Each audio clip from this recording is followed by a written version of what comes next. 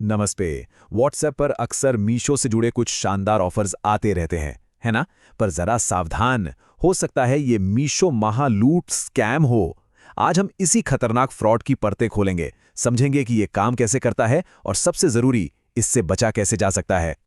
तो कहानी शुरू होती है व्हाट्सएप पर आए एक मैसेज से, जिसमें लिखा होता है, मीशो महालूट गिफ्ट्स, जीतिए 1 लाख रुपए तक के गिफ्ट्स। सुनने में तो ये बहुत ही कमाल का लगता है ना? लेकिन असल में यही है उस जाल का पहला धागा। तो चलिए जरा गौर से देखते हैं कि ये जाल आखिर बिछाया कैसे जाता है। लोगों को फंसाने के लिए ये स्कैमर्स 5 बहुत सीधे साधे कदम उठाते हैं। पहला कदम है व्हाट्सएप पर आया एक लिंक। ये लिंक एक नकली पेज पर ले जाता है। फिर वहां एक छोटा सा सर्वे होता है जिससे भरोसा जीता जा सके, और उसके ठीक बाद एक नकली बधाई का मैसेज आता है। और बस इसके बाद ही आता है वो आखिरी जाल, जहां सारी पर्सनल जानकारी चोरी हो जाती है। और पता है ये स्कैमर्स कितनी सफाई से काम करते हैं। ये जो नकली वेबसाइट्स होती हैं ना, ये बिल्कुल असली मीशो जैसी दिखती है। वही लोगो, वही रंग, वही डिज़ाइन, सब कुछ सेम टू सेम। इनका मकसद सिर्फ एक होता है, किसी भी तरह भरोसा जीतना, ताकि कोई शक ही ना कर पाए। अच्छा, अब भरोसा बनाने के लिए ये लोग कुछ बहुत ही आसान से सवाल पूछते हैं, जैसे कि क्या आप मीशो को जानते हैं? आप पुरुष हैं या महिला? आपको मीशो कैसा लगता है? अब इन सवालों का असल में कोई मतलब नहीं है। ये सिर्फ इसलिए हैं ताकि ये पूरी प्रक्रिया असली लगे, इंटरैक्टिव लगे।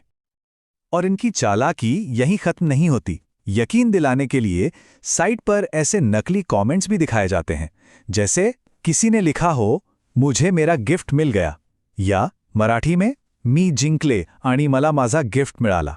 सच तो यह है कि ये सारे कमेंट्स पूरी तरह से फर्जी होते हैं।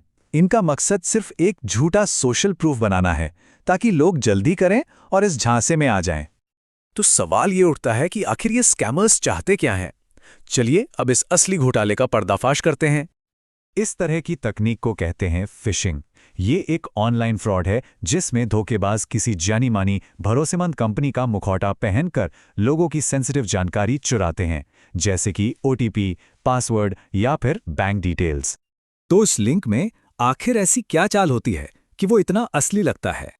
और ये है इस पूरे स्कैम का सबसे चालाक हिस्सा। जरा ध्यान से देखिए, लिंक में मीशो.com के ठीक बाद एक @ का निशान है। अब होता क्या है कि वेब ब्राउज़र इस @ के निशान से पहले लिखी हर चीज़ को एक यूज़र नेम मानकर इग्नोर कर देते हैं, उसे नज़रअंदाज कर देते हैं।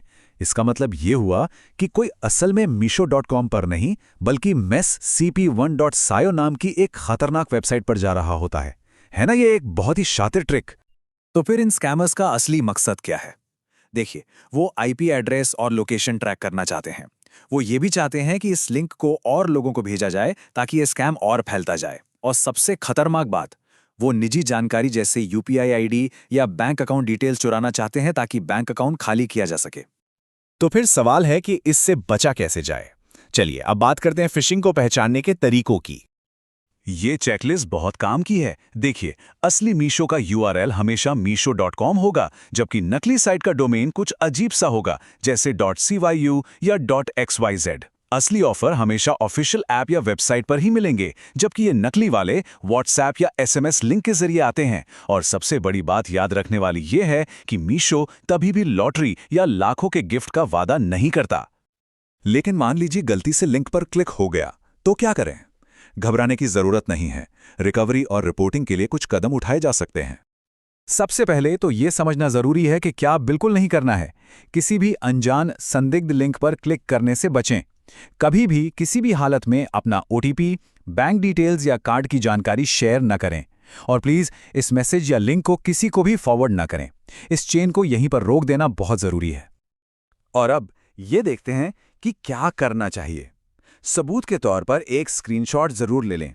फिर cybercrime.gov.in पर जाकर इसकी रिपोर्ट करें। अपने ब्राउज़र की हिस्ट्री और कैश को फौरन साफ कर दें। अपने सभी ज़रूरी अकाउंट्स पर 2 फैक्टर ऑथेंटिकेशन यानी 2FA को ऑन कर लें। और अगर गलती से बैंक डिटेल्स शेयर हो गई हैं, तो बिना एक पल की भी देरी किए अपने बैंक को फ़ोन करके सूचित करें। हमेशा याद रखें, 1 सेकंड का शक आपको जिंदगी भर की परेशानी से बचा सकता है। तो किसी भी लिंक पर क्लिक करने से पहले बस एक पल के लिए सोचें क्या ये ऑफर इतना अच्छा है कि इस पर यकीन करना मुश्किल हो रहा है? अगर जवाब हाँ है, तो ये शायद एक धोखा ही है।